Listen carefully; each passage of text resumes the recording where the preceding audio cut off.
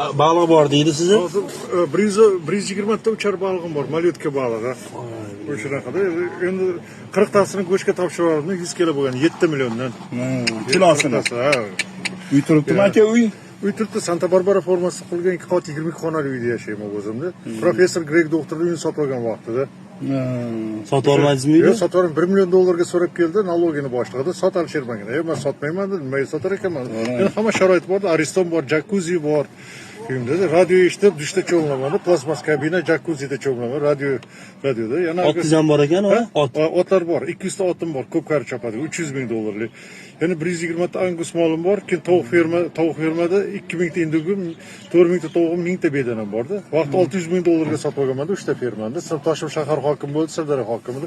Alishar eshaging roydan o'tdi-da, dedi, xabarim olib kelmading-da, mendan aeroport sotib olaman degan.